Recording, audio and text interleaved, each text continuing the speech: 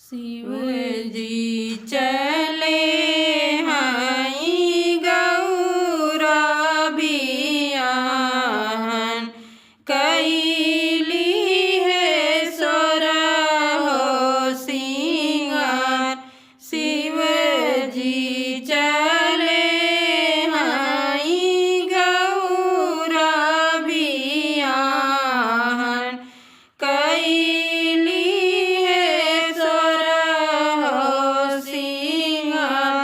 गोरे शरीरिया पे सोहे भभूतिया अंग में सोहे मृग छाल। गोरे शरीरिया पे सोहे भभूतिया अंग में सोहे मृग छाल।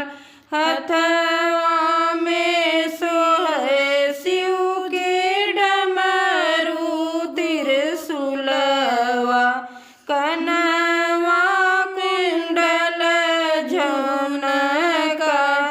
हथवा में सोहे शिव के डमरू त्रिशूलवा कनवा कुंडल झनकार।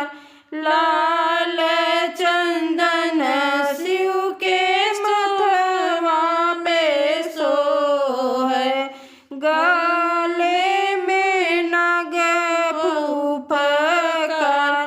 लाल चंदन शिव के मथवा पे सोहे गले में नाग फूफकार। इतना सिंगार जब कैली है शिव जी तब हासे विष्णु मुस्कान। इतना सिंगार जब कैली है शिव जी तब हासे विष्णु मुस्कान। अलग अलग होई के चलहु बराती सेना सहित बिलगाए। अलग अलग होई के चलहु बराती सेना सहित बिलगाए।